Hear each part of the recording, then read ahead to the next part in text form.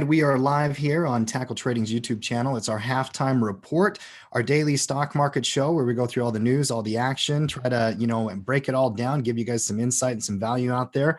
And welcome out to our show. It's Coach Tim. I am hosting here today. As always, we've got Cody on the back end producing. We've got Matt. We've got Mark here for analysis.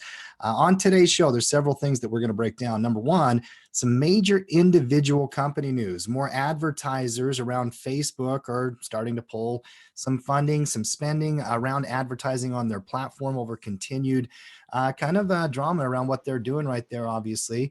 Boeing is back with their 737 MAX trial runs, and they might get FAA approval on that. We're going to take a look at that. But really, we're going to break down the major market analysis in COVID-19 outbreaks, what's happening from that perspective, the technicals, can we hold support? There's a lot we got to unpack here today. Matty, how you doing, sir? Doing good, Tim. Excited to be here to start the week with the halftime crew and break down this market here today. Let's start with a simple question. Where is support on the market? If you're drawing lines up here, because a lot of this, obviously we're looking at this thing technically. You've got a rising 50, you got the 200 period moving average, you got some intraday levels and whatnot. That big fat round number at 3,000 obviously stands out to anybody watching the price action here. Matt, is this just an old-fashioned support test here? And where do you have support on this market? Yeah, the headlines are always interesting when the market goes down versus when the market goes up. Mark, you found a fascinating headline today. What was it again? Oh, because like the financial media is always trying to give causation to why anything's happening, and they were scrambling for any reasons because there wasn't a big story or there wasn't a big anything. So they're like, market rallying on hopes that coronavirus spike cases stop spiking or something. That's the best they could come up with. Market up on the hope that the world doesn't end. There you go. But no, it's fascinating to read the headlines on, the funniest is when the market is doing literally nothing. It's just a doji fest. And you have this, fascinating headline. Market does this on XYZ. And it's like, it was a doji today. There was no news and it was really, really, really boring. No, Tim, this is a support bounce. We came out of the weekend. There wasn't a lot of news coming out of the weekend, not a lot of geopolitical news, not a lot of vaccine news. It was just kind of one of those weekends that there wasn't a lot that happened. And, when the market opened up yesterday with the futures market, let's go down to this 30-minute chart here. Market opens up, Sunday evening, right into this time frame. Initially, market sells off a little bit, finds support right there, once again, right there at 3,000.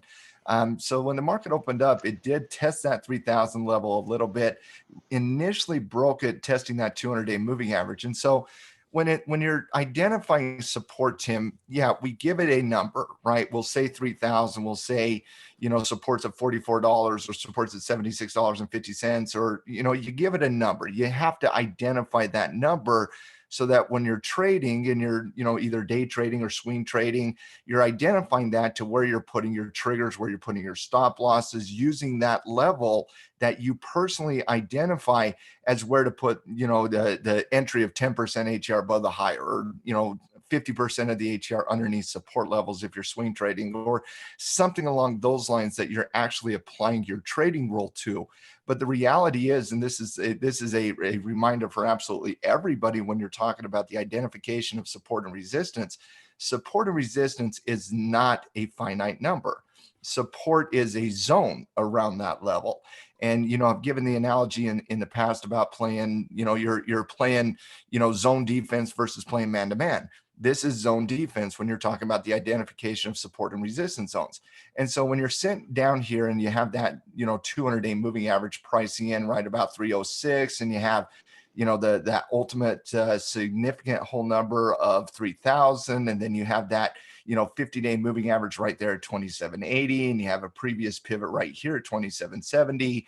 And so you have all this level of support that you can look at between 2770 and really kind of that 3,000 level. But when you think about it as a zone, it's in the zone. It's that zone around that level. So that when you're looking at drawing trend lines and drawing support and resistance, sometimes, personally, I'll just draw a quick little trend line. Like I'll just draw, just a, finite line here to identify where that level is. But the reality is it's not that finite of a level. It's more of that zone like that to where you come down and you ultimately test those levels out. So personally, I'm putting that zone from this pivot point at about 2960, right where the old resistance point is. You also have the 50-day moving average right into there by 3000. Ultimately, I wouldn't call this a bearish breakdown until we see this previous pivot broken, because once you broke out of 3000 here, where did you find support on the intraday? You found it right there on the 50-day moving average, right into that zone of the previous level of resistance, acting as new support. So when you're looking at this from a zone, you're looking at this just purely as a support bounce. That is all we're seeing here today, is the market came down, found support, it's bouncing off support. Now the ultimate question is coming into this week when you got a quite a bit of news this week, Tim. I mean, we're not open on Friday, so we do have a short week in the market. You have the unemployment report that is coming out on Friday. You have Chinese PMI numbers that are coming out later on tonight at 7 p.m. Eastern Standard Time, right when the Chinese market starts cooking over there. You have consumer confidence on Tuesday. You have Jay Powell speaking on Tuesday. You have ISM manufacturing on Wednesday. You have the FOMC meeting minutes on Wednesday, and then you have the unemployment rate on Thursday. So, for the bulls this week, I do feel it's a fairly important week, even more important this week than it was last week, because you're ultimately testing those support levels after failing on that bullish retracement last week. If those support levels are broken this week, you have a different perspective on the market. So I do feel this week is a fairly important week for the bulls specifically. Holding those support levels is very important. Getting ultimately last night and this morning coming into the midday action here on a Monday, you got what you wanted from a bull. You held support initially, but now we got to see some degree of follow through before you remove the cautious label, because that's what we are right now. We're bullish, but we're cautiously bullish. Before you remove that cautiously bullish label, you got to see some follow through off that support bounce.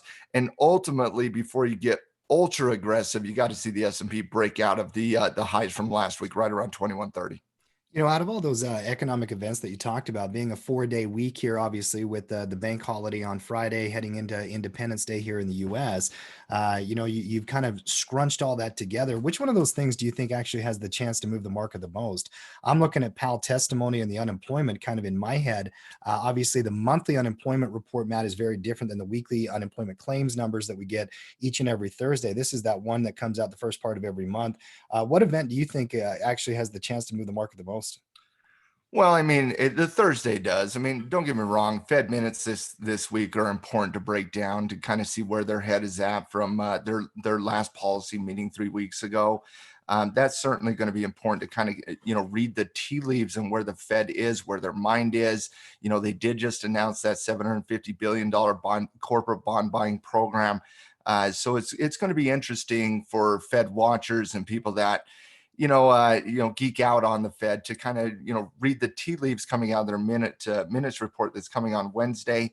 That's certainly important. Anytime Jay Powell gives a testimony to give a little bit of insight where his head is at, that's important as well.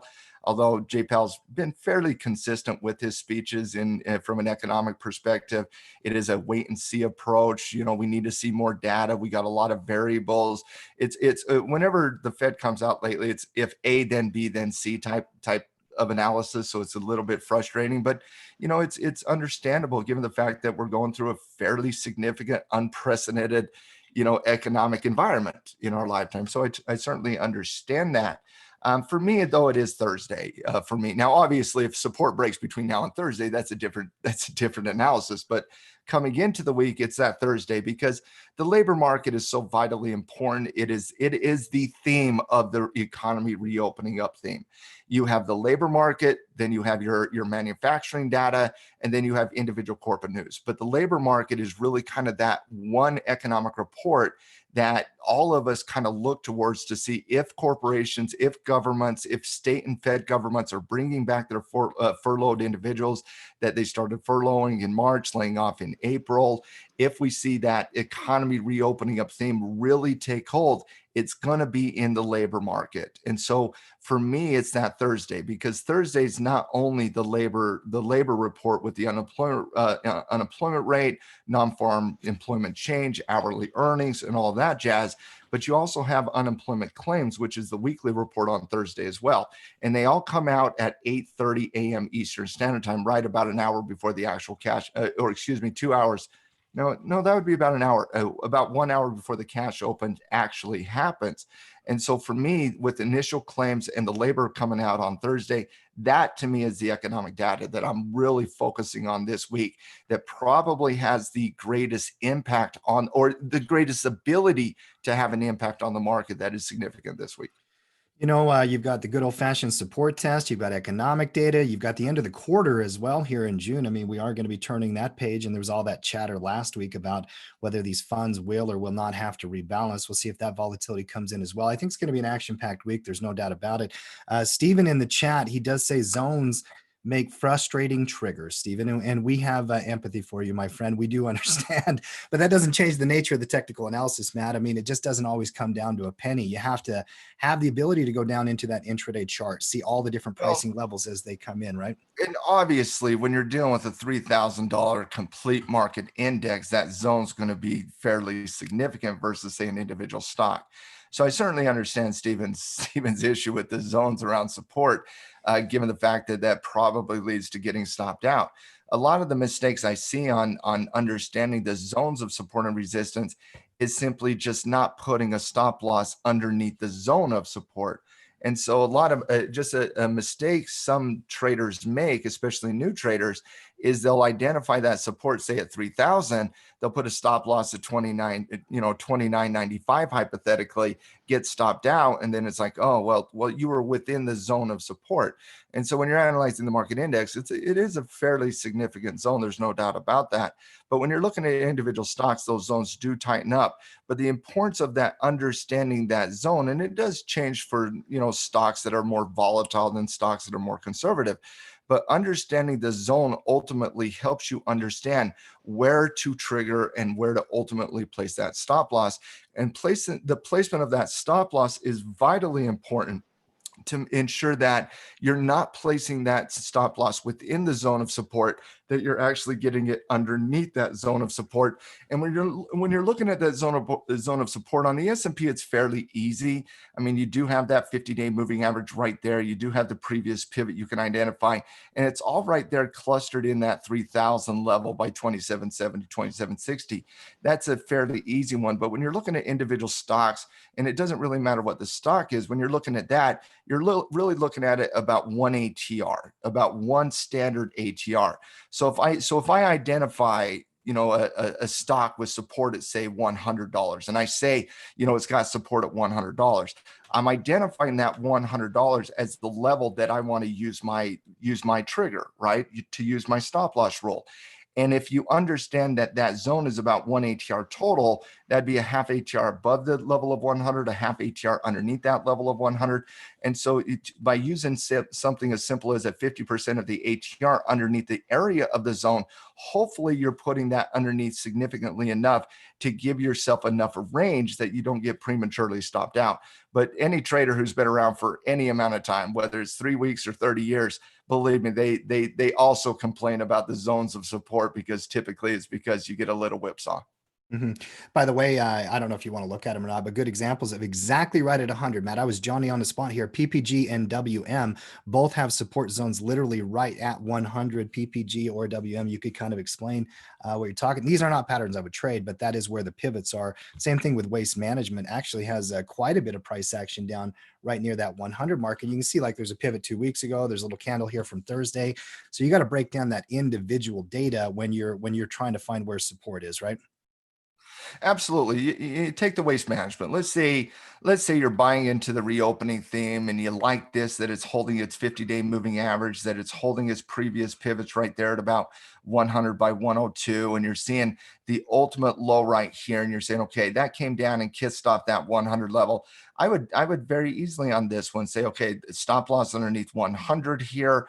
using your personal rule against the ATR, entry above the high of today, you're taking about a $4 to $5 risk perspective with a potential target in the 110 to 112, in the 110 where the 200-day moving average is, by 113 where the previous pivot is. And so you could certainly map that out. But this one I would just trigger right there off 100. On the PPG, I believe was the other one. You're coming down right here into that 100 zone right here, but you have a little bit of pivot right there at about 99. And so when you're looking at this one, a very similar technical pattern, the higher highs, higher lows, a little bit of the failure of resistance, resistance holding last week, very similar technical pattern you're seeing on PPG versus waste management, both economy reopening up themes. And it's quite frankly what we're seeing in the economy reopening up themes is this type of pattern where you had that upward movement in price followed by the retracement and then the failure of the retracement to really take hold. And so these two stocks that you're looking at, that you asked me to look at, Tim, they are really indicative of what we're seeing in that reopening up theme. So when I'm looking at PPG versus waste management, and I got the waste management showing me a lot of evidence right there at 100, I'm just going to put that stop loss underneath 100, even if it's at 99.50. I'm okay with that. If ultimately 100 breaks, which it hasn't done on waste management, then you get stopped out and retest. However, on PPG, I'm looking at this again, very similar pattern, very similar analysis, but you do have that little test right here over a 2-day where you initially broke that 100. Initially, you came down to 99.25, then you came down to around 98.75. That to me leads to that zone. If you're placing a stop loss here, that to me, you would have to get that underneath probably the 50-day moving average here if you wanted a standard swing trade. And so for me on waste management, because of the cleaner area of support that I don't have to deal with, wicks underneath that $100 level, I don't have to deal with multiple days in the last week and a half where it, tested underneath 100 multiple times. One came into 99.25, the other one came into 98.50. So to me, that is simply a cleaner. The trigger is very similar, but that is a cleaner stop loss placement. So I was looking to make one trade, and I'm seeing the analysis very similar in terms of technical analysis. But if I have a cleaner trigger or if I have a cleaner stop loss, I'm certainly going to go there. Even if it's just minor, I'm still going to go there because it's easier to justify putting a stop loss directly under 100 than it is PPG, where you would have to deal with multiple data points underneath 100, if that makes sense. Makes complete sense, by the way. And we're talking technical analysis here today. Broad markets are on a support test here. And Marky, I do want to go back on the market and get your take on it before we move past technicals. What are you reading here? Matt did such a great job explaining the support testing on different individual companies and these round numbers. What are you seeing, Mark, in terms of support, the moving averages, and just what your read is on the technicals on the broad market? If you pull up the futures, I think what we have developing is a 950 pinch. This could be one of the most significant pinches. And when I talk pinch, if you don't know what that means, it's a compression pattern where you have lowering resistance and uptrending resistance on moving averages that create a compression pattern. If we could pull up the futures to illustrate this. This is very common pattern. It's very, very, very common. So right now we have a descending 9, a very, very popular algo and day trader and swing trader moving average. There, that little pink line. We got a rising 50, one that hasn't even been tested. It looked like we would have a test in the early morning futures hours when I was following it. Didn't quite get there.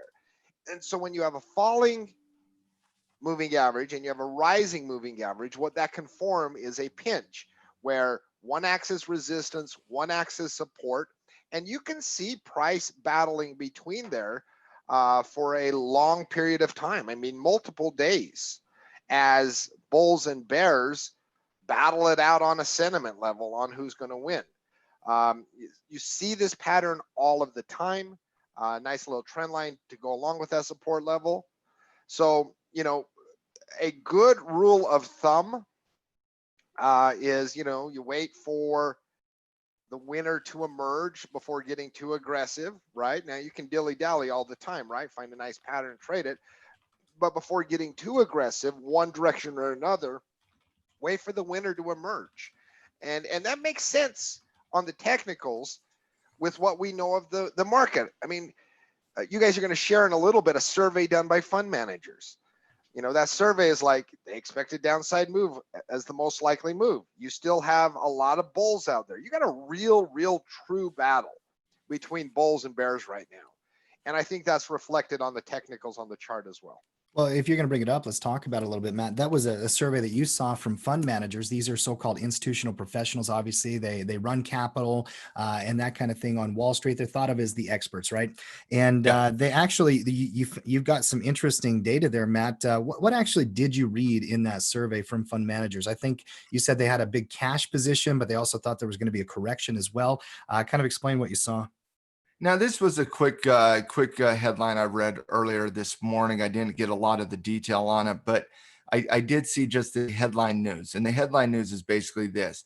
This was a survey of mutual fund managers on Wall Street.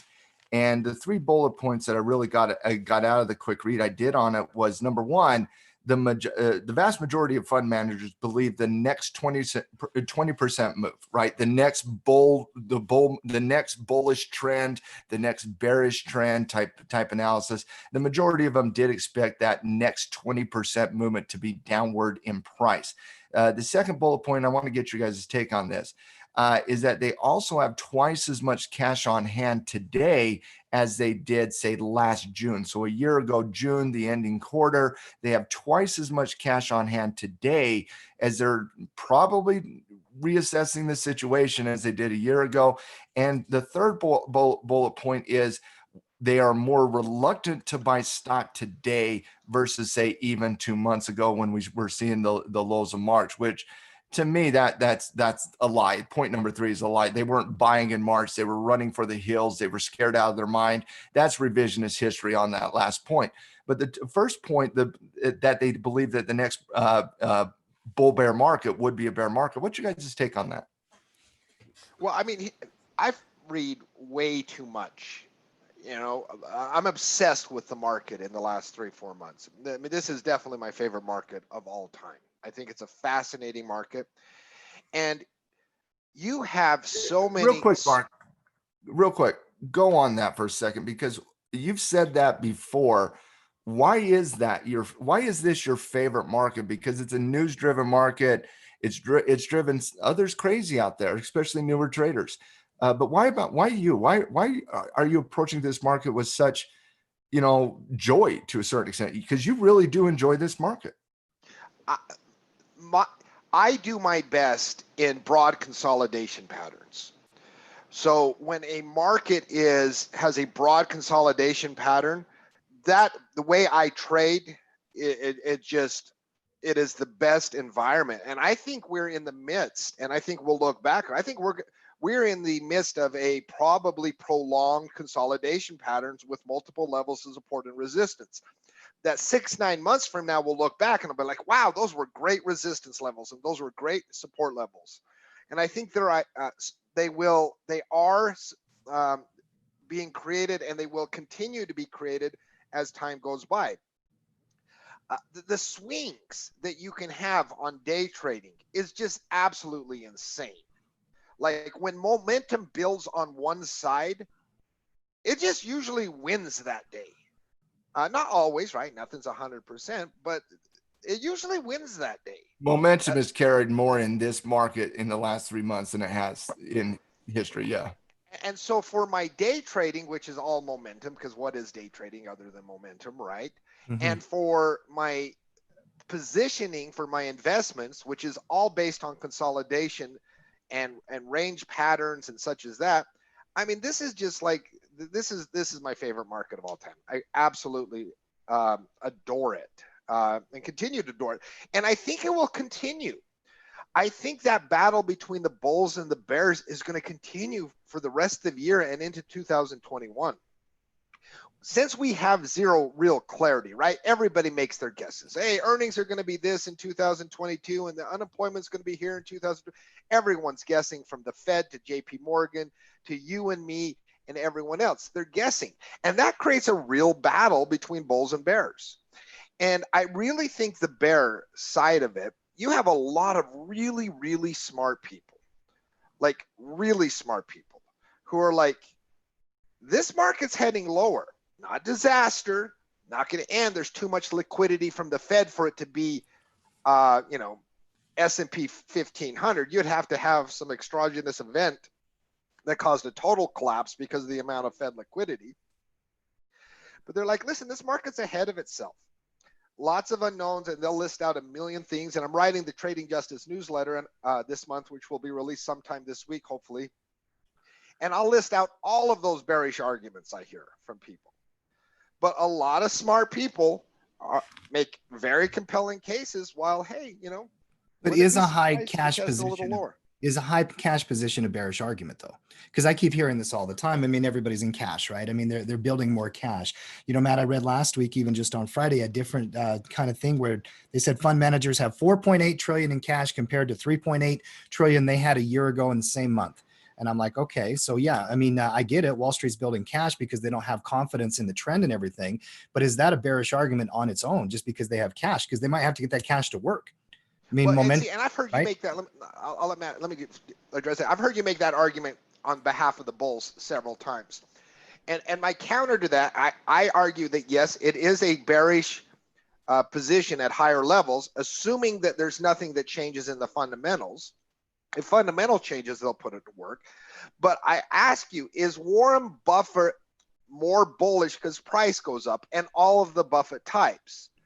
Are they going to chase price just because price is moving? No. I would argue but they're also absolutely not. They're also not shorting. Okay. So these large, they're not short. That's different. That's the thing. No. You don't know that. Oh, Jerry, I can say Jeremy Grantham is short. Yeah, but you don't know. You don't know if hedge funds are short. They don't have to announce that. They don't have to announce that in their K12. Jeremy Grantham, who's one of the, Jeremy Grantham is probably 80 years old, 75. Hopefully, I'm not adding years to him. He's extremely brilliant. I think he's British. Mm-hmm. He's just a brilliant guy. He came out about a week ago. He said he's net short. So some of them are actually. Listen, most, and I'm serious on this, guys. Most of the people that we know that are short, it's because they come out and say they're short, right? Mm-hmm. But most people that are short don't publicly admit that because of the negative connotation that comes against betting against the U.S. stock market. That's why legally they are not legally required to announce their short positions as a hedge fund, but they are legally required to announce their long positions. You don't know what percentage those big time investors are short right now. Yeah. And Tim, that extra cash, one of the things, and I think that's why support levels, and I don't know, I think if you saw a market leg down, that 50% retracement level around 2,800 seems like a place where a lot of people would attempt to make a stand and put some cash to work. 2,400 is a place where a lot of people would put cash to work. So there are definitely lower levels where bears today become invested tomorrow at certain levels. And so, I mean, it's a fascinating market. It's fascinating. But the only institutions that want to buy on a dip are fundamental investors who want better value, right?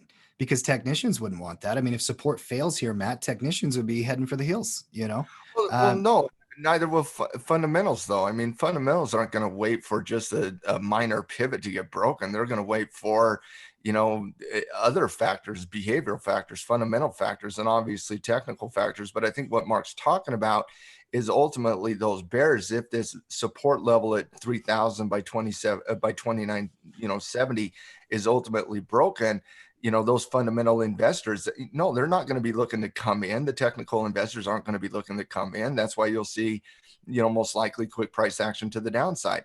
But I could certainly see them, both technical and fundamental, traders and investors coming in at double bottoms, at double tops, traditional reversal patterns that we see at 2,200 or 2,400 if we ever get there. So no, on a violation of support, no, the fundamental investors aren't going to be like, hey, let me pick up stock now. The technical traders, they go bearish. So, that's all short-term analysis versus long-term analysis, though. Coming back to the original question, though, is it bullish versus bearish when the fund managers don't know where to put the money? Does it have to be either? Can they just, I mean, honestly, why? That's a fair point. I think you can make an argument, and logically speaking, one that makes sense. If you were to sit here And Mark, if you were to take it is a bearish argument, right? That the fund managers don't know where to put their money. They have more cash on hand today than they did a year ago. You could certainly make a bearish thesis out of that. And then the bullish thesis can come in. Yeah, but they're waiting for the right signal. They got all this cash to burn that they're going to put into the market because fund managers don't short. All they do is buy, buy, buy, buy, buy. You can make both points. To me, I think it shows more hesitation, to be honest. I think it shows a lot of hesitation out of Wall Street to put their money to work because of there's a lot of uncertainty right now, especially over the last 2 weeks, as we've seen, the virus expand, and 12 states have, just over the weekend, 12 states, including Utah, have kind of delayed their reopening up things. And I said this last week, but when the entire thesis behind the economy reopening up is we weren't going to shut down again. I mean, literally say whatever you want, talk for 24 hours straight about the economy reopening up theme. But the dominant theme in that was we are not shutting down again. And yet over the last 2 weeks, what have we seen? We've seen corporations out of Starbucks and Apple shut down stores. We've seen states that were very quick to reopen or was not as quick to shut down. We've seen them start to be a little bit more cautious and hesitant in their economy reopening up theme. So, I think this really kind of just shows hesitancy out of Wall Street saying, we don't know where the next leg is. And so we kind of want to sit on the sidelines and kind of wait to see this play out a little bit. And I don't think that's a bad thing. I mean, I'll be the first to rip on fund managers. I'll be the first to criticize Wall Street. I just, the parlor games they play. But this, to me, does not read that there is a large bias to either side of the equation. This, to me, seems like they're sitting on the fence and they're waiting to see who's going to win that battle. Yeah.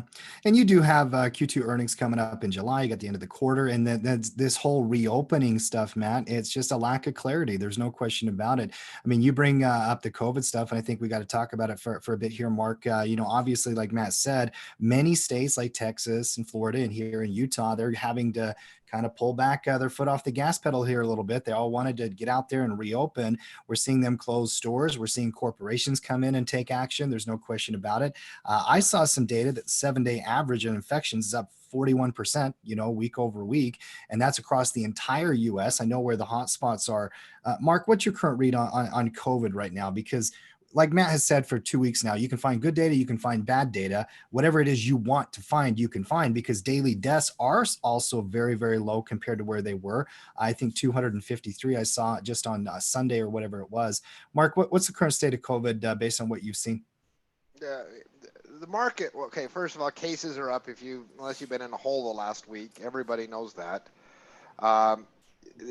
Testing is also up, which, COVID deniers say, hey, that's the only reason we have it. But even if testing is up, the percentage of positive tests is also up. So it does show that the virus is spreading, not just existing, and we're just not finding new cases.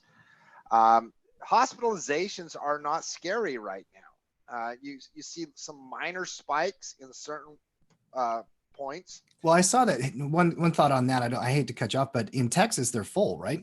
I've read. It depends on where you read. Right. The damnable thing about COVID-19 Texas is not full.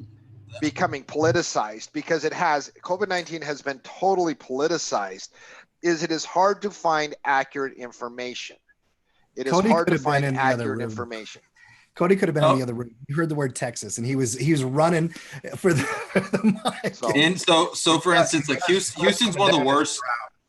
Houston's one of the worst hit right now when it comes to Texas and COVID, and their ICU capacity for Houston at Memorial is 2,200 ICU beds strictly dedicated to COVID cases. Right now, a little over 300 of those are full, meaning that they're only at 13% of their COVID capacity. Their other ICU beds are full for other reasons, but when it comes to the COVID capacity, 13%. They are not full. Do not let the media think that it's being blown out of proportion.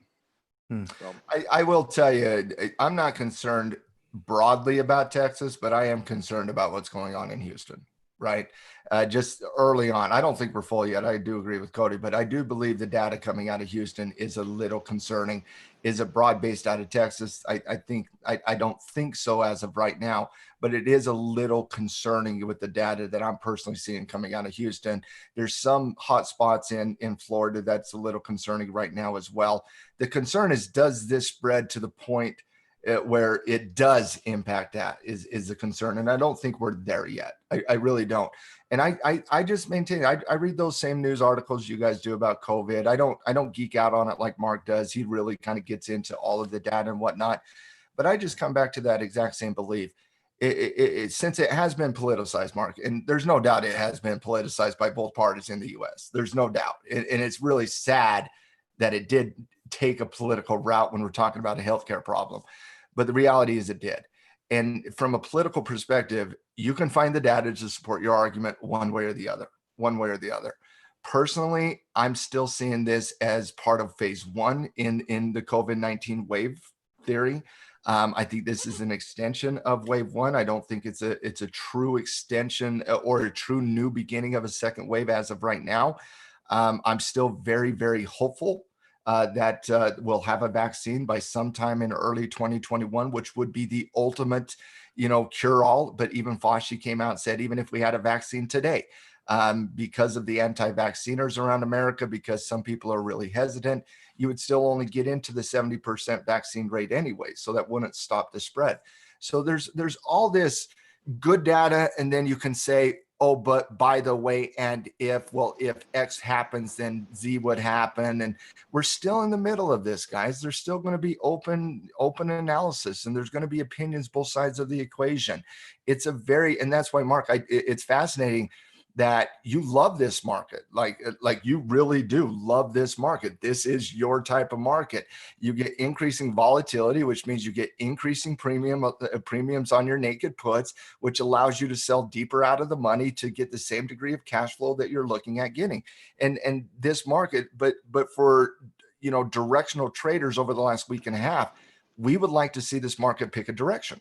I don't care personally. Well, let me rephrase. I do care personally. I would rather have it be bullish. I would rather have it be bullish because I want to see most of America thrive. I do.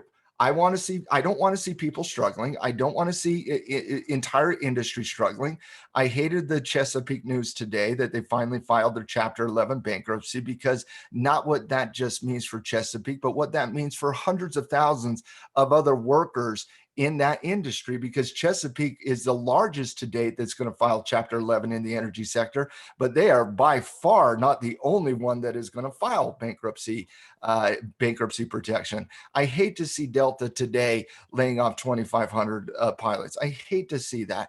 I don't want to see America struggle. I don't want to see our market struggle. I don't want to see 401ks go down. I don't think any good old fashioned red, white, and blue American wants to see anything, remotely to see the markets crashing, the economy going down. I don't want to see that. I want to see support hold. I want to see price appreciation. I want to see 401ks go up. I want to see the labor market improve. I want to see manufacturing data get back. I want so damn badly to get post-COVID-19 that we can get back to building America in the face that we want to. I want that so bad that my teeth hurt. But the reality is, as a trader, I don't care what direction it picks, as long as it picks a direction.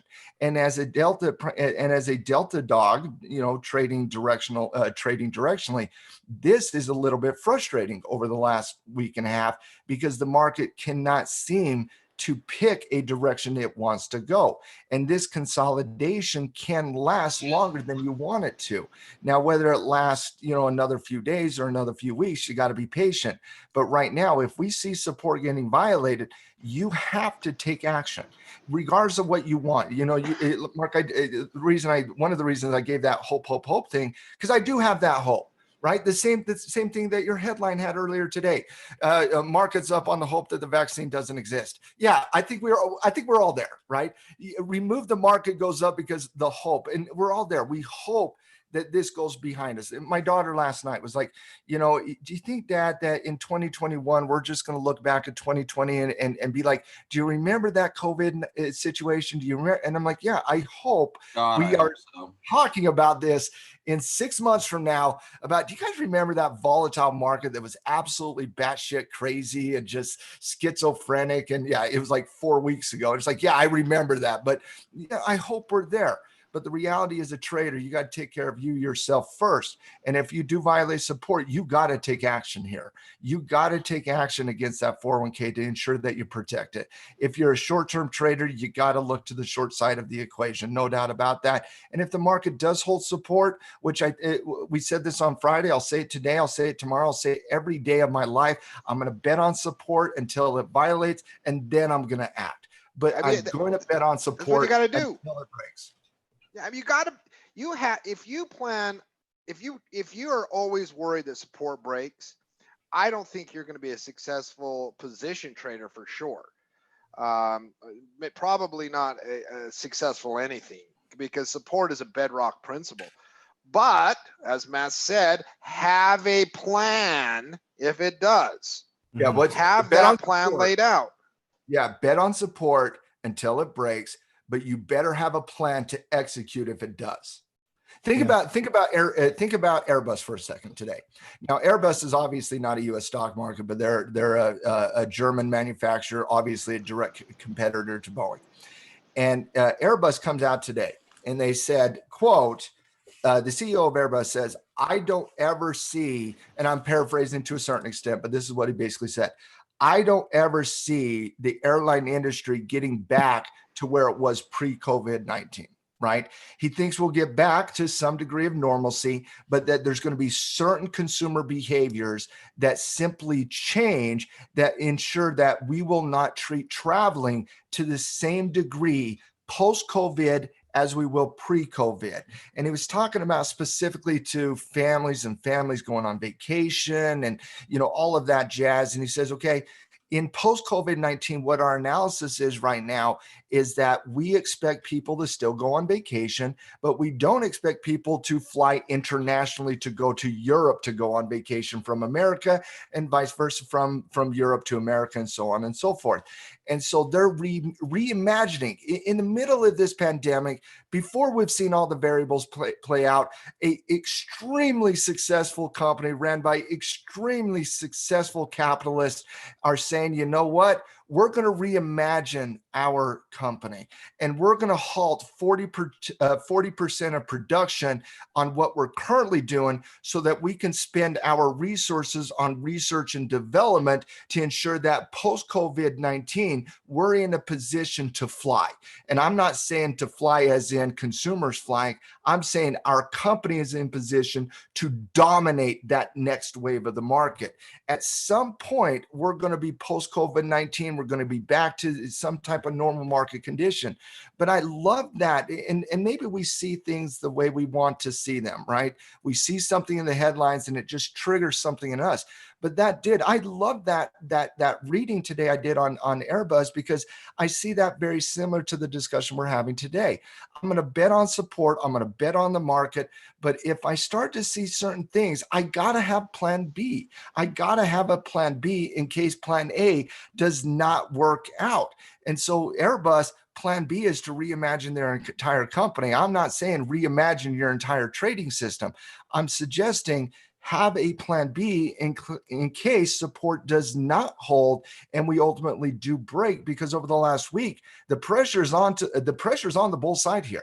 As it always is, guys, as it always is. When the market comes into support, the pressure is on the bulls to produce, right? Because the reason the pressure's on the bulls is because the bears are driving the stock down into support. The pressure's on the bulls to come in and to buy. And we want to see them buy and to drive that price up. And today is day one in that.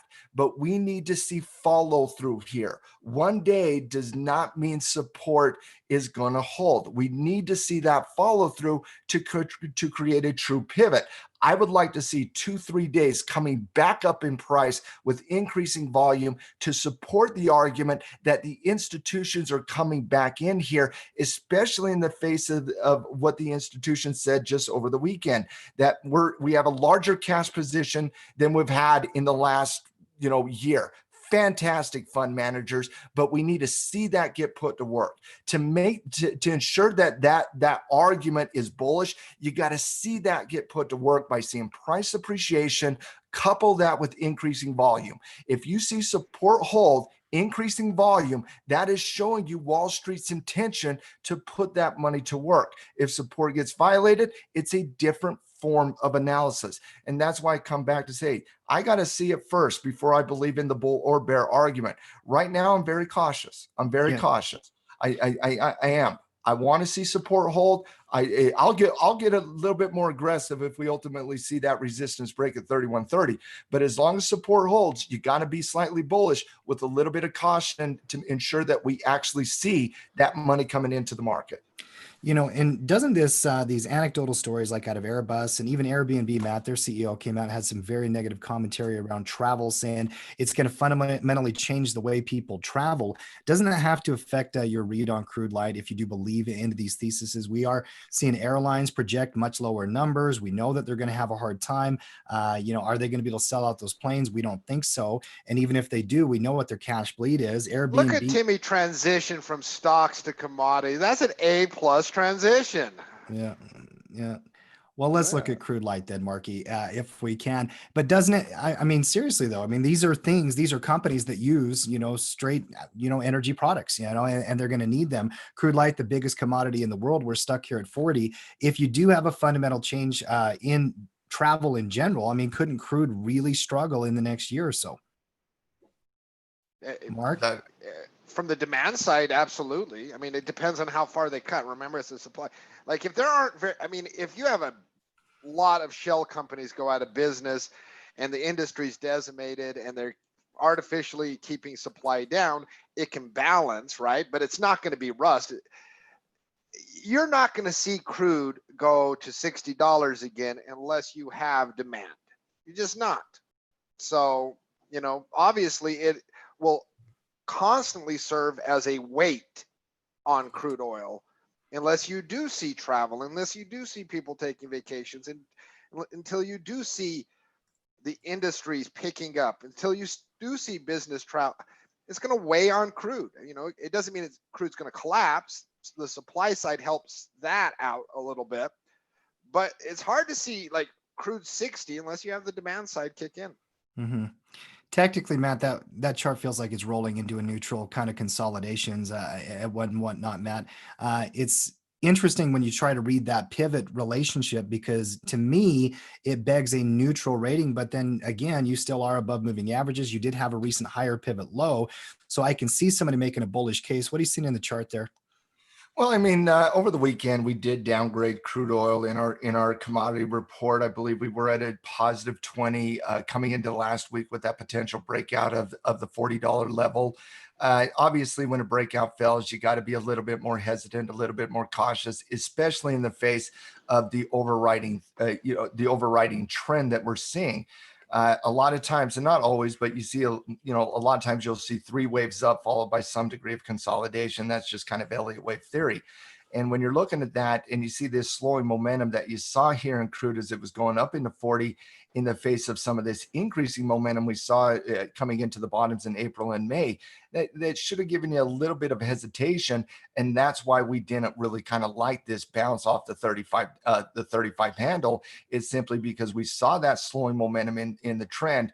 And personally, I felt like, and this is where I kind of feel like a scorned significant other here, Tim, because I saw the analysis on the bounce off the 20 off that 35 handle. I liked it, but I didn't love it because of the slowing momentum. And so I'm like, okay, let's just wait for that breakout. Then it breaks out, and literally next day it comes right back under. I'm like, all right, crude, thanks for just trolling me on that one. But coupled with the slowing momentum, the failed breakout of the 40, you had to downgrade a little. Now, we did not downgrade into neutrality because you would have to see some type of double bottom to really kind of get into some degree of neutrality. Simply because resistance holds does not mean it's neutral. You have to read that coming back to support. You got to read that support level. And so, yeah, you do have that double top there at about 40 by 41 now, but what you also have is an increasing support level. Now, one thing for the bulls that the bulls are kind of going to fixate on technically this week is they will probably look to re-up their positions on that breakout, given the fact that support has held over the course of the last few trading sessions right there at that 20-day moving average. And this is very important because it's like running a race. When you run, like let me just ask the halftime crew. How many of you, if you went out on the street right now and you ran like 4 blocks as fast as you could, all out, don't care, you're running like I've been listening to a lot of true crime podcasts, like somebody's chasing you, right? You're running, and you're running as fast as you can. How tired are you after four blocks or a mile or 3 miles or arbitrarily pick whatever, length of run you want to go through?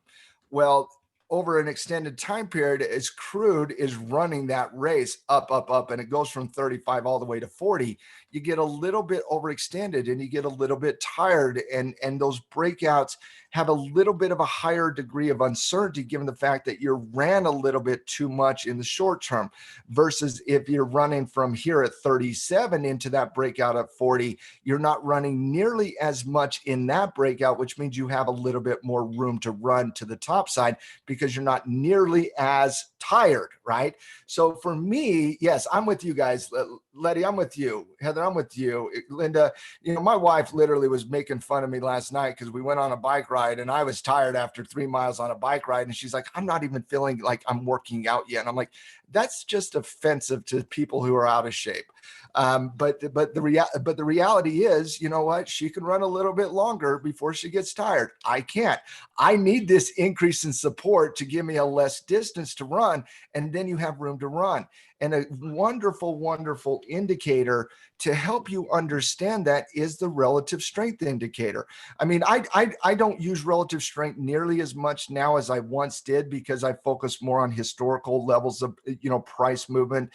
Because if you get an increasing momentum followed by slowing momentum, you're gonna have what I talk about. But the RSI is a wonderful indicator for new traders that are kind of, trying to understand that level of analysis. And as you can see, you're running from a 57, that's a legit handle, but coming into that breakout of 40, you were kind of already showing you were slowing down here. You were already showing, and I saw that and I didn't care because, I focus on the technicals above all, but you were already a little bit overextended. You had just crossed down under 70, and coming into that breakout, you had already shown that you were a little bit tired here, that you were already a little bit exhausted, that you had already ran 5 points, which equates to literally like 18 to 20% price. I'm lying. That's like a 25% price appreciation. You've not ran 4 blocks. You've ran a marathon in that. You get a little tired, it hesitates, and now look at it. Now you're coming all the way down to here at 45. You now have a positive slope versus a negative slope going into that. So the point is, with this consolidation you're seeing with the failed breakout, but ultimately support holding here, if we do see that breakout, you do have more evidence of a directional movement coming into 45 this time than you did a week ago. Now, I'm like that scorned significant other here. I got burned last time. I got burned last time, right? I did. I'm a little hesitant to get my feelings hurt again, right? But maybe I'm a little more cautious on the strategy selection. You still got to put it out there, right? You still got to put it out there. I think the phrase is scorn lover. Put it out there. It's not scorn significant other. I've never heard that in my life. I think it's I'm scorn not going lover. biblical for you. This is 2020. We're canceling people from 2018. I'm not going to go ancient times. Look who's going politically correct. Mr. Matt here. I see. Scorn significant I'm not going other. politically correct. I just know not when to put my neck out and get it cut off by the cancel culture. I got you, brother. I got you. I mean, obviously, I love the analysis, by the way, and I love the idea of pivot relationships and really teaching that momentum through it, Matt. And there's still analysis there that we could break down on a daily basis. We got to keep working through the markets, though. We'll come back to crude tomorrow. Gold, real quick. There's nothing there. Click it, move past it. I don't see anything new to break down. A little doji candlestick up there at resistance. The dollar, though, little upgrade. Yeah, it did get upgraded. We did downgrade last week to positive 15 just because we, in that neutrality, what's amazing. This tells you how much we love gold and maybe our bias towards gold. But in neutrality, when you see 2 months of neutrality, there is not an index or a sector we would rank at 10 to 15. Not one. Mm-hmm. Not one. Those are all previous uptrend followed by consolidation. That is a 30 to a 45 ranking at tackle trading every single time, anticipating the breakout. That is always going to be somewhere between 30 and 45, depending on how we feel about the situation, the technicals, the fundamentals, and everything. In the face of 2 months, of data, overwhelmingly of neutrality, with multiple, pucker a little bit because it's testing support, we maintained a very bullish ranking on gold. We upgraded gold on the breakout here. Okay. We have a positive 10 ranking on gold. We typically don't go higher than 5. Maybe that's a little bit of my fundamental belief in gold that everybody should have it, but we did upgrade gold in the face of the breakout. Now you're consolidating and you're looking at a retrigger above 1800 here. Looking at it historically very quickly, Tim, if you break 1800, and no, there's not a lot of analysis to bring here, Tim, but if you break 1800, look at the significance of this level that you're testing against. Mm-hmm. This is a historical price point for gold, $1,800. That is $1,800. That is the top of where the market recovered multiple times after they raised margin requirements in August of 2011, thus trying to kill all of us participants in the gold futures market by raising margin requirements.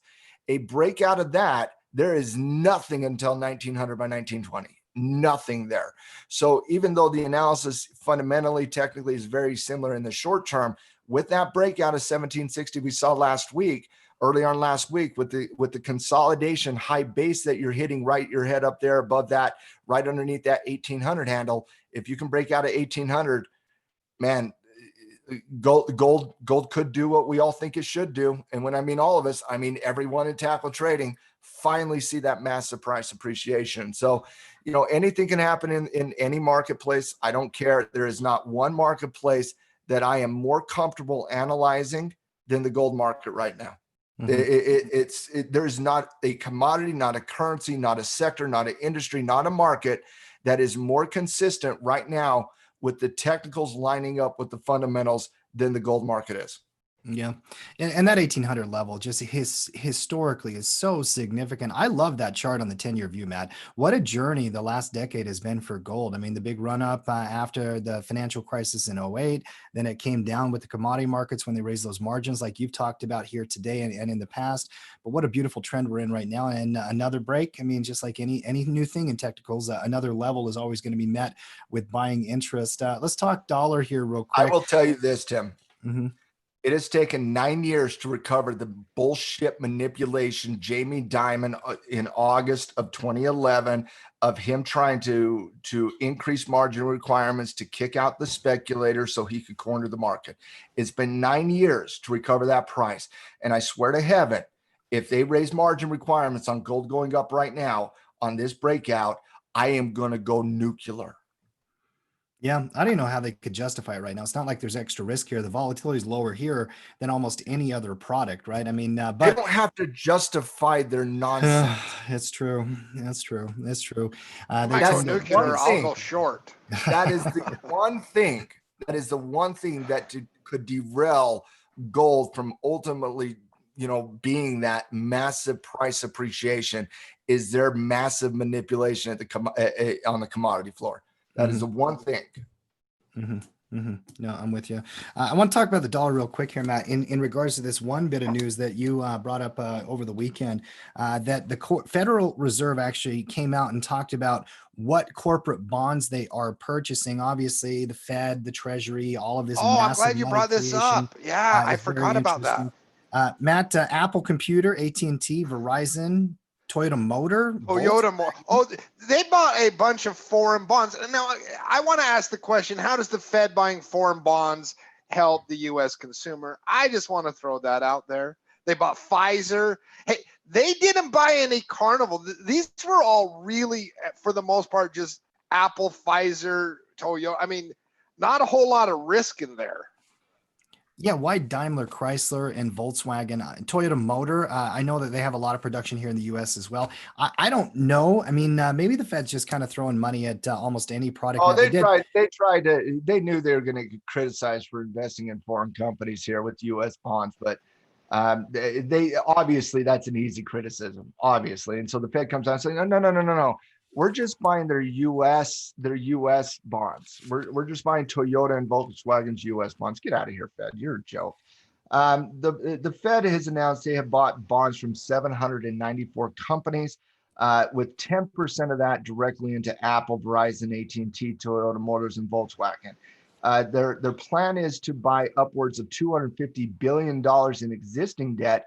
And because debt is nothing to concern ourselves with any longer as a consumer, as a country, as an industry, as a sector, as a worldwide economy, nobody cares about debt any longer. They're also going to encourage these corporations that already have massive amounts of debt, and that's one of their problems, to go into debt by another $500 billion directly to the Fed. So my God, Fed, it's to the point. At what point are we going to have a French Revolution where we target the Fed? I mean, seriously, this is an absolute joke, just an absolute criminal joke. It's unethical. It's immoral. It's putting massive risk on a bubble. It's putting massive risk on my children's generations. I'm disgusted by the action. I'm disgusted that America is so ignorant, lazy, and complacent to allow this type of actions to actually happen. And I'm disgusted by the mainstream media for acting like this is absolutely normal without calling the Fed out on their complete and utter bullshit. Isn't it at least one bit of little bit of positive that they're even telling us the information? Because they don't usually tell us stuff like this. I mean, listen, if you want to be positive on the Fed, be my guest. Go ahead. Go ahead. Go be the Fed apologist here. Go be the tackle Fed apologist. I just wish I could know more about what they do behind closed doors. Quite often, it always drives me crazy when they're. I have another take on it as well. The thing, because I read through every one of those companies. And you know who I didn't see? I didn't see Carnival Cruise Lines. I didn't see those type of companies. Now, because there's been this thing out there that the Fed's going to come in. Dividend payers, Mark. That's what you saw. I saw safe, conservative bond purchase. Value plays. Mm-hmm. Because there's been this thing out there, hey, no company can fail because the Fed will come in. I didn't see that in their bond purchasing at all. There are companies at real risk, Hertz, Chesapeake, these are recent big name bankruptcies. Lots of people think that there's going to be a lot of other big names down the road. And I didn't see the Fed coming in and buying those type of companies' bonds. So when you buy something cheap because it's cheap, and I'm talking price, not valuation, there is perhaps since 2008, 2009, bankruptcy risk that's on the table for certain companies that hasn't been there at this level in 11 years. So the Fed isn't necessarily going to go in and save you, just like they didn't save Chesapeake, just like they might not save the next one. Their bond purchasing signaled something to me, and it was safety play. You know who they absolutely will save, though, Mark? Oh, the banks. Oh, no. Not just the banks any longer. The bondholders of the companies they own. if you don't think there is some completely selfish nonsense happening, it's narcissistic nonsense happening. Of course at the there is. Fed in the decisions of what they're doing with their printed money in selectively selecting companies that they have a financial incentive in. This is so wrong on so many levels, and this would not play out in any economic system in the history of mankind if it wasn't for the just the unprecedented level of financial ignorance that is in the American consumer, since we have not taught financial education in any public school system in now 4 decades. Now we're talking 2 generations of Americans without any financial education or intelligence, any capacity from a broad speaking perspective. They get away with it because Americans are ignorant from a financial perspective. And I hate to say it like that, because I'm not putting the blame on the American consumer for not knowing what they don't know. I put the blame on the system, on a systematic approach to keep American consumers down. So all we ever do is just buy what they sell, And it is absolutely disgusting to me that the central bank of the United States is printing money, creating inflation to directly invest in American publicly traded companies, that they will now have an incentive to support in the future, regardless of what economically or fundamentally or behaviorally happens out there. It is disgusting that they now have a financial incentive in privately traded and publicly traded companies, because now who they're going to bail out, level 1, is where their money is.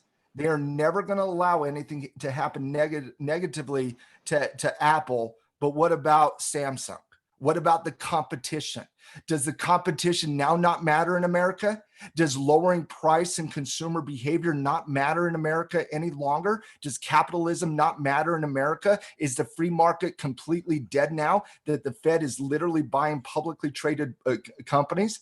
They will absolutely bail out their money first. They do not support America. They are not part of America. They are not Americans. It is not an American company. It is not an American bank. It is disgusting behavior. And the sooner we wake up and kick their asses out of America, the better America will be. It is disgusting. Well, how are you gonna tell me how you buying really stocks? feel, Matt? Yeah, I mean, when they start buying the individual companies shares themselves, Listen, it's we're The heading only that reason way. there wasn't 14 F words right there is because I love and respect Team Tackle. That's the only reason. Listen, and once again, I've said this before, I referred to it. I really do think the history books are going to look back on this time period, and the biggest criminals of the early 21st century were the central banks and their behavior. So, well, in government, all this fiscal stimulus, by the way, you can throw a lot of criticism. Congress at that people right are just now. dumb old people that don't know any better. They're Right. not evil. They're just stupid. Central banks are evil. Yeah, I don't know. The 500 billion went to corporations to bail them out. I think I could go off on a little bit of a rant on that about being evil as well. But I do think the Fed is definitely number 1 on that list. There's no question about it.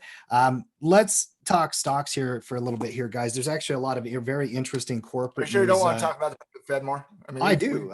I would love to. Honestly, I would. But we got a podcast today. We got a busy day. I think you even you got a road trip planned. Lunch, we got lunch. We got other stuff, man. I mean, we have to have order in this world. I was right? kidding. Transition. I'm just messing with you. A couple things. Number one, as always, if you're out there watching our show, one thing that I have a lot of fun with is type in where you are watching the show. Are you in California? Are you in New York? Are you in Canada? Team Tackle has a broad community across this country, across North America, and across the world, quite frankly. A lot of great members out there. We do appreciate you. If you're a veteran, appreciate you as always. If you're new to our channel, make sure you click subscribe, click the bell, come back and join us each and every day. We do this at 12:30 Eastern Standard Time whenever the markets are open. And by the way, we'll be off on Friday because the markets are closed. Got to start with Facebook here, guys. With Stock Talk, there's no question about it. Over the weekend, you had even more advertisers come out and actually say, okay, we're not putting money into the platform, at least in the short term. Matt, PepsiCo Starbucks, the company that makes Guinness beer, DGE, they pulled advertising, as well as Hershey chocolates did as well. Now, the initial reaction, overnight action, was to gap down. It did gap down. It's now been battling its way back up. It's now up almost 2% here on the day. I know that Zuck has been coming out saying he's going to do everything he can. That's the assumption. But that chart has now been blown up in my That's a personal. liar who is a basically a double agent for the Fed. That's Zuck. Well, he's an alien as well, but I yeah. said it on Friday. I said, guys, if you don't think Zuck's on the phone right now trying to convince many other companies not to do the same thing, you're wrong. And in about a week from now, it's going to be easier to identify what companies in the S&P 500 are actually marketing on Facebook more than what companies are not marketing on Facebook right now. It started obviously with Coca-Cola last week, as well as Unilever as well, Verizon as well. Starbucks is now there, Pepsi-Cola is there. 160 companies have joined them in not marketing on Facebook in the month of July, with Unilever coming out saying we're going to be there throughout the end of the year. I think this is something that is starting, it's not ending, and I think it's going to have a big impact on Facebook moving forward, quite frankly. Facebook is a complete stay away from me. Stay away from me. Oh, even from a charting perspective, if you didn't know the news at all, volume spiking, breaking support, having all kinds of problems in terms of throwing that trend off. It's a stay away from me, Matt. Chart, fundamental news, the unknown, all of it. This has far greater risks than government regulations. Far greater. Not even, you can't even, government regulators, they regulate past behavior. You don't think Facebook is already on to new and improved unethical behavior that the government's going to regulate? No, that happens all the time. Government comes out and regulates things that happened 5-7 years ago, and Facebook's already doing immoral behavior somewhere else. So, this to me has a far greater risk to Facebook in the moment than any government regulations coming out of America or out of Europe. It was impressive, but this is what happens in this environment, guys, and we've seen it in other situations across the U.S. as well. Whereas when major companies like Verizon and Unilever come out and say we're not going to market on Facebook because we don't like the lack of transparency and how they regulate hate speech. We want them to stop generating revenue from hate speech and hateful content. We want to see that regulated a little bit more. And when you see Verizon do it and Unilever, obviously other corporations going to be like, oh, I don't want to look like the only corporation that, keeps marketing on Facebook and Facebook generating revenue off the expansion and transition of hate speech. So, to me, it's something that's going to be ongoing, and it's going to be volatile. There's going to be days in Facebook where you have positive news where it just, drives up, and it's going to have days where it just drives down. So from a stay away perspective, I'm talking about specifically swing trading and investing until we start to see, how Facebook, handles this situation, how Zuckerberg handles this situation. And quite frankly, as corporations, come off right now, for the vast majority of these companies, they're only targeting July from a marketing perspective to stop marketing on Facebook. The only company that I know that has went throughout the end of the year is Unilever. But for now, we'll see how they handle it in the month of July. And if Zuck and Facebook take proactive measures to, stop the hate speech that is happening currently on Facebook, then maybe, we can get back to some degree of normalcy. I think Facebook is going to have some really, really, really good day trading days in it, though. Some really good day trading days. Is there a more untrustworthy CEO than Mark Zuckerberg? Anything he says out of his mouth, nobody believes him ever. I mean, he can go up in front of Congress. They can ask him about privacy concerns. Nobody believes his answers. He can come out and make public statements. I mean, when Matt, if Jeff Bezos came out and said he was going to do something, I think the market would say, okay, we believe you. Right. But people just do not trust Zuck for whatever reason. I mean, it might be because whatever reason, he's an alien. That's why. Snake, yeah. It's not good. Leadership and management is critical. He's a used car salesman. There's a few reasons why we don't trust Zuck there. Yeah. Stay away from me. How many times does Zuck have to put his selfish desire in front of what is good for America before all of America stops trusting Zuck? I don't know. He's lost it. Headline just broke. Cirque du Soleil, not a lot of market implications, just declared bankruptcy. If you've ever been to Cirque du Soleil, amazing performance, but it's just another reminder of Beautiful art. Companies that need people.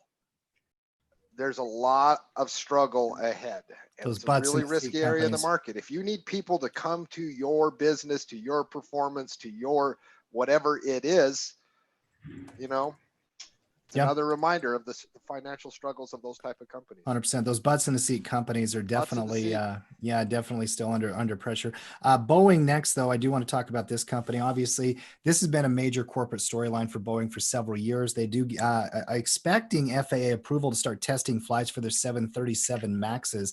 The stock is up 10% here on the news. It's an interesting chart pattern in that regard. I've talked about, how I'm looking for an upside play here, Matt, on Boeing and whatnot, just from a charting perspective as a trade.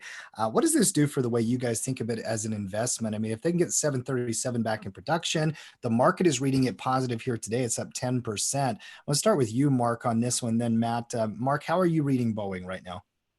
Listen, it's a news story. Whenever there's news on anything, you're going to get a little spike one way or another. Facebook news, you got a huge spike down. Positive news on Boeing, something that was widely known that those test certifications were happening this week on the 737. Doesn't change anything in the big picture of things. It's kind of a market known event. Now, the big thing would be because those tests haven't passed yet. The certification program is expected to pass this week. The big story would be if they didn't pass. Market is front running a news event. Not a lot to see here. Nothing's changed on Boeing. Still would love to acquire Boeing at cheaper levels. But those tests, I mean, the big risk here is, it's expected to pass. If they don't pass this week for some odd known reason, that's the risk to Boeing right now. Maddie, I mean, if that's priced into the market, why is the stock up 10% then? If that news was already going to be known, we were going to get this approval. And I think people knew the 737 was coming back through at some point, at least for testing. Why is Boeing so positive here today? Is this just... We haven't had a recertification test in a year. Yeah. I mean, maybe I'm old, but I remember last year having quite a few of these situations with Boeing, right?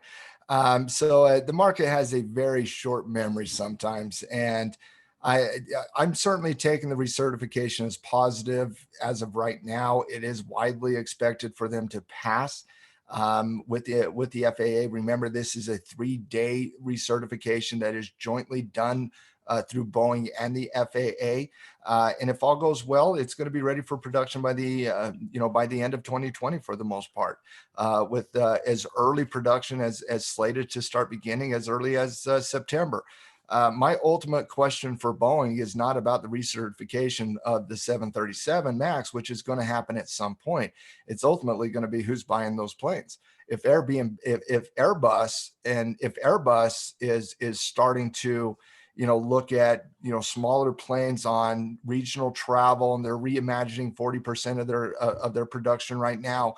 They're obviously seeing some data that is very concerning. And the 737 MAX is not a regional plane. It is a plane that can fly, up to 12 to 14 hours. So, in terms of Boeing, ultimately it's going to come into the same thing it always comes into with companies like Boeing.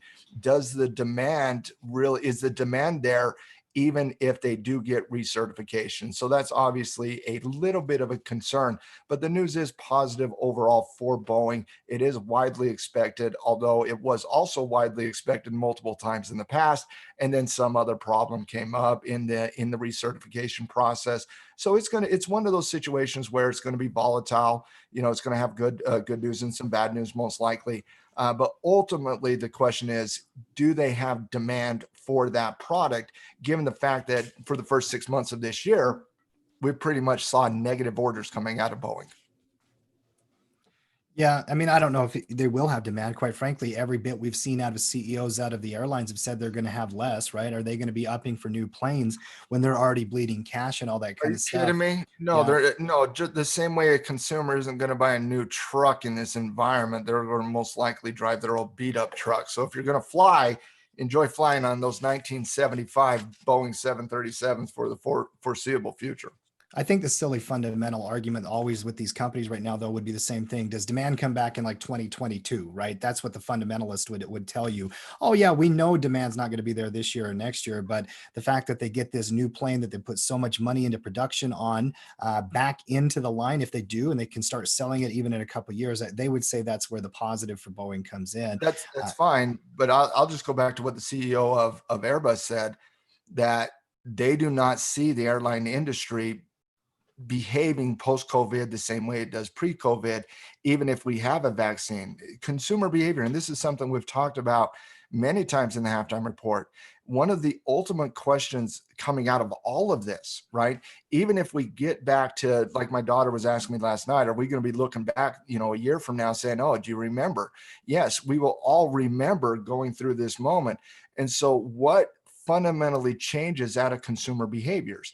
That to me is going to be a fascinating debate regarding consumer behavior changes coming out of post-COVID-19, because there's going to be corporations that are built to really, really be in a great environment for that ever-changing consumer behavior. And then there's going to be companies that do not evolve to match that consumer behavior.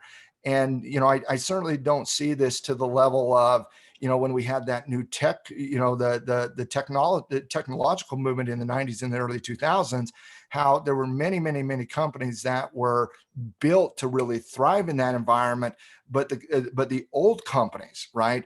The old companies that did not evolve to fit that changing environment, we no longer talk about, right? The only times we talk about Blockbuster is to tell a funny joke about Blockbuster, right?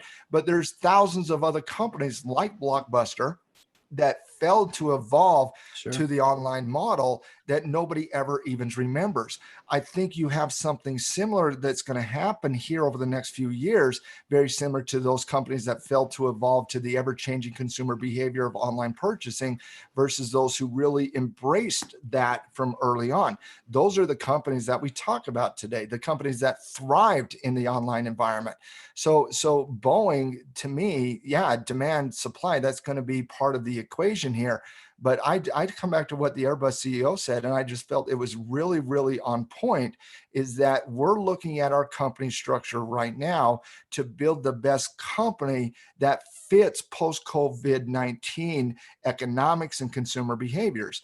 And so it's those types of companies that we're going to be talking about 5 years from now, 7 years from now, 10 years from now, very similar to the companies that really embraced online, in the late 90s versus the early 2000s.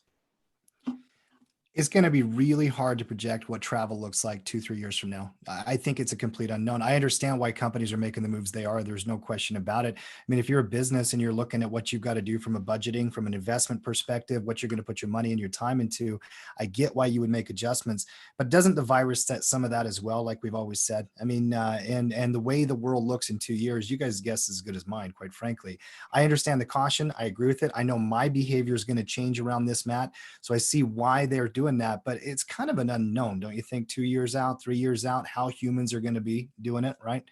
It's impossible. Yeah. It's impossible, but that's why visionaries are visionaries. They visualize where things are going to be. They try their hardest to read the tea leaves as of right now, and they try to position their companies to fit the economics and the behaviors, 2, 3, 5, 10 years from now. And so in the real time, it's easy to point to the Zooms of the world, right? It's really easy to point to that. Now, is it easy to say Zoom's going to be that ultimate company we're talking about 5 years from now? No, that's not. But that type of technology, online hosting, online webinars, schools going to do more online, universities going to do more online. I think this is something that will stick with a lot of consumers in America. I think a lot of consumers are going to be a little hesitant to send their kids back to school, even post-COVID-19. So is it Zoom or is it the technology that really takes hold? The same way, is it Bitcoin or is it the you know, the technology behind Bitcoin that really thrives 10, 15, 20 years from now. So that technology of online hosting is one of those areas of the market that I feel is a growth area for the next 10 years. Can it be Zoom? Can it be Microsoft? Can it be Apple? Can it be Google? Can it be Facebook? Can it be these other big time competitors that see what Zoom does and try to take a bite out of the apple the same way Zoom has really taken hold of the social conscious? But so it's easy to look at some industries and say, these are the industries that really are looking to thrive in the next 10 years. The same way it's easy to say, you know what, energy probably doesn't thrive in the next 10 years. You know, it doesn't mean it goes down. It just doesn't go up as much as some of those other areas of the market. It's a little harder to say which one of those companies are going to stand out in those industries that really take hold post COVID-19. Couple of quick headlines for me, Matt. We're just going to run through them real quick. You know, as we're approaching the back end of our show here, Chesapeake, you did mention we did get Chapter 11 bankruptcy. I think we're going to see a lot more companies in that space obviously go that route. Coty, C-O-T-Y. You know, Maddie, I left this one for kind of towards the end because I know these Kardashian stories have been driving you nuts lately. But they did actually buy a 20% stake in Kim Kardashian West. And paid her $200 million for her makeup branding, Matt, C-O-T-Y. Very interesting news in that regard. We did get some positive virus news in terms of the medical response to it in some ways. And Cody didn't even respond on the chart there, by the way, still an ugly chart. But Danaher, DHR, they did get emergency FDA approval for the antibodies test. I thought that was a very good thing. I know that we do want to get more testing around antibodies, not just whether or not people do have COVID or not. And the FDA did come out and give that emergency approval for Danaher. DHR did get that as well. Other ones, Matt, you had several you wanted to kind of highlight. I think Under Armour had some news, Nokia. Hit anything that you're interested in? A quick little stock roundup on the stocks in the news today. Obviously, Chesapeake finalizes their Chapter 11 bankruptcy.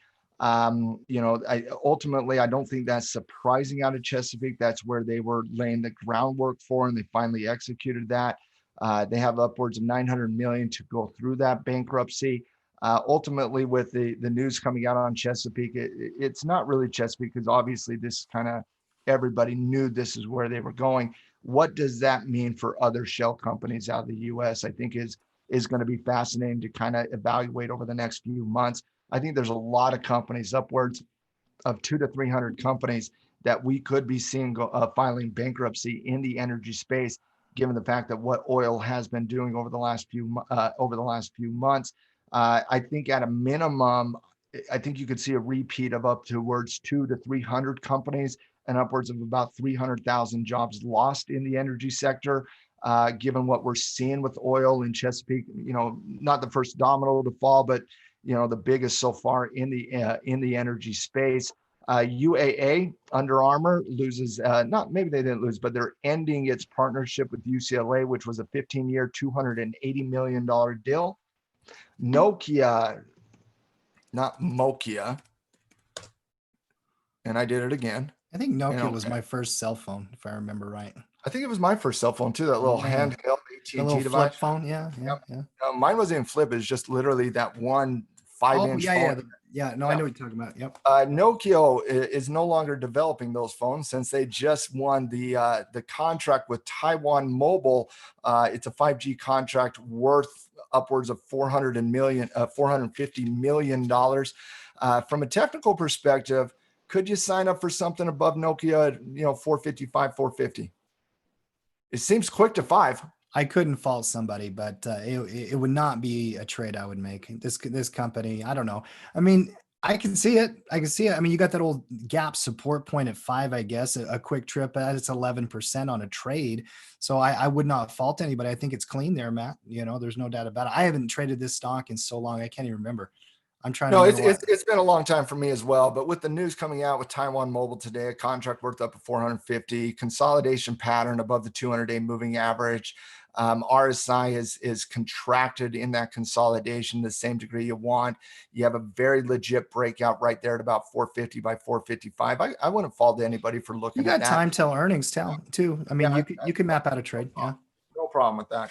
But that was an interesting one. Gilead Science, Tim. Gilead here announces they are setting pricing for their COVID-19 vaccine. What was interesting is their vaccine is $390 per vaccine for developed countries, $520 for privately insured individuals. It was interesting to see the price difference on their developed countries versus privately insured. But I just don't understand pharmaceutical pricing. I'm one of those consumers that just think everything is way too much money from a healthcare perspective. Sure. Maybe I'm no different than anybody else in America, but that did stick me like, oh, why do you have separate pricing? It's interesting there. It sounded but really that news- expensive too, by the way. It sounded like it would be very expensive to get those kind of treatments. And remember the news around Gilead, whenever they'd come out with some positive assumptions in like March, April, May, think about it would spike all the way up, right? Yeah. For a family of 4, right? To get vaccinated, you're paying about $2,000 total. That's a big healthcare ticket for a lot of people, Tim. Yeah. For I'd say a majority of Americans today. And so especially in an economic environment, a labor environment that we're dealing with today. So it's going to be interesting to see what the government comes out and does, because there's a lot of individuals at the government level that want to see vaccines be put out there for everybody at a very, very cheap cost. As an individual, I mean, paying $390 or $500 for a vaccine, that's nothing. But when you're talking about a family, a family of, 4, 5, 6 individuals, that can get a little pricey. That's going to be interesting to see long-term, especially how the government comes out. And especially when we start to see other companies have competition there as well. But Delta making an announcement that they are furloughing 2,500 pilots. Ultimately, they will be laid off. QSR, a little bit of positive news out of the restaurant company here, QSR. Mark, I know this is a company you really like. They said that their demand was picking up quite dramatically over the last 6 weeks or so. Whereas, in the month of April, they were seeing massive negative balances, upwards of negative 40%. At many of their restaurant chains, they're seeing actually net neutrality, meaning they're not making money, but they're also not losing money. So if that continues to pick up, that is an economy reopening up theme. Keep an eye on QSR. Nikola here. Nikola is starting to take pre-orders. Nikola is doing honestly, I don't know Nikola that well, but it just seems like everything they do is Tesla light. I mean, everything they do is Tesla light. They're like, whatever Elon does, we're going to be like a year behind Elon, but we're just going to do everything Elon does. I just can't wait for the CEO to come out and have a Twitter account that he tries to do everything that Elon does. And so it's just like, it's Tesla light here. But they have started taking pre-orders on their Badger vehicle, and that Badger vehicle does look fairly slick. We'll see what transpires out of that.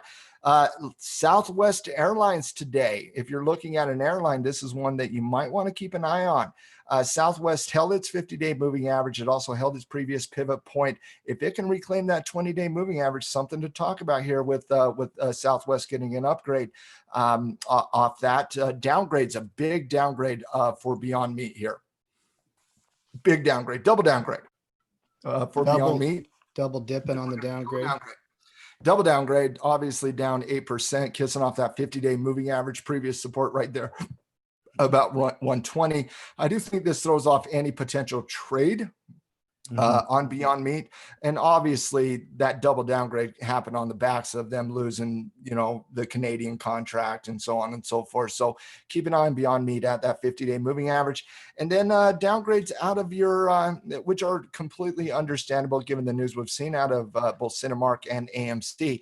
AMC got a downgrade. There's nothing to see here, violated support levels. And then Cinemark also acting very similar to AMC, and they got a downgrade here as well. Dude, that Nikola Badger looks slick. It just does. I mean, and did you know that it's a hydrogen-based engine and that you could drink the water out? They're going to have a water spigot out of it. I want one. I might pre-order one, Matt. Well, I'll have to go look at some of the numbers on that Nikola, but they are following that Tesla model. It's been very, very interesting. Let me give you their revenue numbers. I don't want to hear it. Zero. Don't care. They're zero. Do not care. Zero. Do not care. They will get the revenue when they need to, right? Guys, let's just dude, Matt, there's zero chance Tim does not own Nikola stock at some point between now and December 31st, 2020.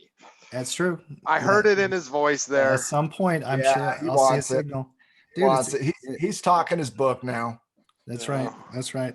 Last thoughts here, guys. Let's kind of wrap up. And very good show. Very, information here today. I enjoy the conversations quite a bit. We're going to be podcasting here today, tradingjustice.com. If you listen to our podcast, make sure that you grab that and get the download. We do that each and every Monday.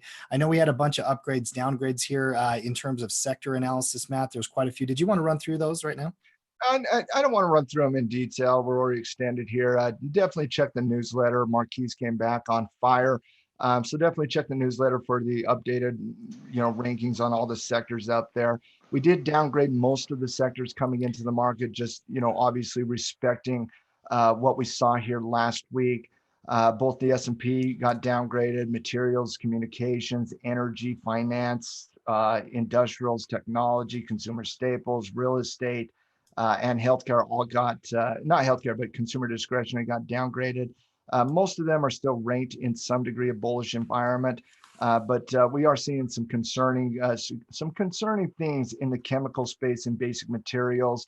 We're seeing some concerning data in industrials trying to hold its 50-day moving average. So we did downgrade a lot of the sectors coming into the market this week, simply because of the failed retracement that we saw, developing a week ago. Nothing substantially, I'd say. Most of them, warranted a 5 to 10 point downgrade, but definitely check the newsletter for that. For updated rankings on currencies, definitely check the Forex report. Commodities, check the commodity report. Yeah. Final thoughts, everybody. Marky, I'm going to start with you. 4-day week here. You talked a little bit about what you're going to be paying attention to. Where's your head at right here on a Monday, midday? What are you watching?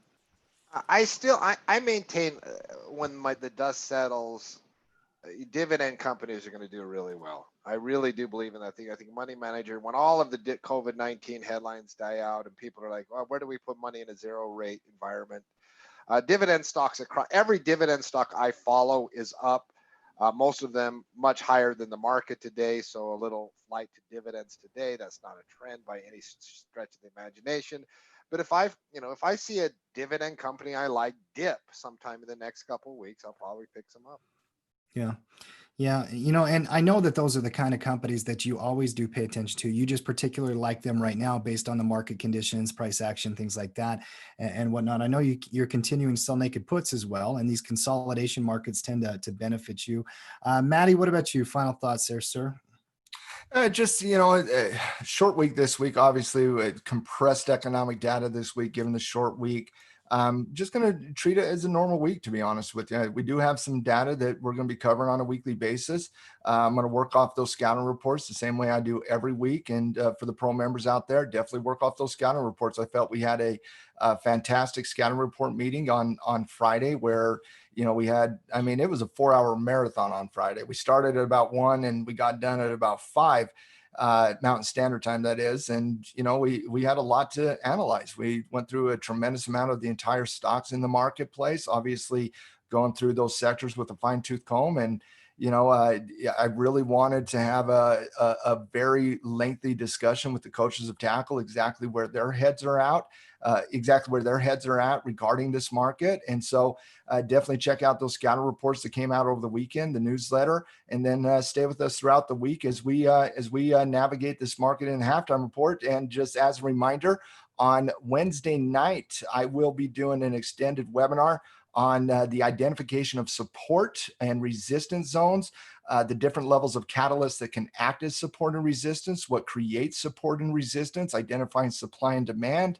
Obviously I'll talk about candlestick analysis in that webinar as well. So definitely get excited for Wednesday night at 7 p.m. Eastern Standard Time, as I'll be doing a deep dive on the concept of support and resistance. And I'm excited to hang out with the halftime crew, Team Tackle, and many others who are not part of tackle trading at this point, but hopefully they see something that they like and a community they want to be a part of long term. Because I've been around this industry a very long time, very many aspects of this industry a very long time. And in the hundreds of thousands of people I've talked to in my career regarding, financial education. I feel like most people are not only out there to find advice and to find ideas and education, but they're also looking for a community they can stick with long term, so they don't have to go from one analysis to another analysis, to one system to another system, to all these different roles. And I just simply believe tackle trading is that community. It's a community of like-minded investors and traders navigating this market together. We put out, a ton of education, a ton of webinars, but we also put out a lot of reports and whatnot. So I'm excited to hang out with the crew on Wednesday, but also hopefully get more people to embrace tackle trading as their home for financial education and financial analysts. I'm very much looking forward to the Wednesday night webinar. There's no doubt about it. In fact, as a way for everybody to make sure we have the same information, accurate information. If you're Team Tackle, in the chat, just post Wednesday night, 7 p.m. Matt is teaching, and we're going to be right here on YouTube Live. Matt, I'll be in there with you, kind of hosting and introducing you to our community out there. Very excited about it. Marty the Elephant's coming back. I know that. And really, I mean, my major focus here from a markets perspective, guys, I'm going to be watching just which groupings do well this week. Obviously we got economic data, we got different things happening for one day, and it's just one day here on a Monday to start the week. Boeing, Southwest, FedEx, GE, Cat, Lockheed Martin, the distressed companies are up a little bit. Bitcoin stuck there in the mud. Down, are the reopening themes. Does that continue? Do we see rotation? I'll be watching all that. At Tackle Trading, though, the biggest thing is we're starting a promotion, and we'll be explaining that more and more as we go through the week. We've got discounts on our storefront, Matt, right there on Tackle Trading's website. We do this a couple of times a year around the holidays. Yeah, and it's a big one for us. We're excited to announce it. Explain it real quick if you can. Yeah, at Tackle Trading, we do two major promotions every year. We don't do a ton of sales webinars and whatnot. And obviously, whenever we do a webinar, obviously we'll have an offer the same way everybody else has an offer. But the difference is we teach. So I'm planning on teaching, I'm sure I'll find some creative analogies to teach the concepts of support and resistance. But obviously, the first of the year on New Year's and then on the 4th of July, we have two annual big events that we typically push out at Tackle Trading. And one of them is the 4th of July annual sale. And that's allows you to, we usually bundle prices, drop prices upwards of 30 to 40%. And for those of you that are on a standard subscription, but you want to lock in an annual for a discounted price, we see a lot of that happening, which we're more than happy to do. We also have special bundle prices for, our flagship swing trading system, the STEP system and Annual Pro at $14.95 versus the retail. So, we discount everything coming into two times during the year. One is the 4th of July and the other one is New Year's. Very transparent in that. So if you're looking to really embrace a community and you're looking to find a home and find financial education and be a part of something long term, this is a great opportunity to do it. How long does the sale last, T? We launched it today and we're going to launch it throughout. Yeah, it goes until July 8th, I believe, at midnight Eastern time. Yeah. Okay. Yeah, so about a week and a half. But obviously at the end of the webinar on Wednesday, I'll walk people through that a little bit more extensively, but, get excited. I'm going to teach support and resistance, and I'll have a PowerPoint and all that jazz, and we'll have some fun on Wednesday. But if you are looking at making a decision to be a part of something and want to, limit the cost, I mean, Tackle Trading is yours. I mean, we're building Tackle Trading to really fit the masses, and you got to price things to really fit the masses in that capacity.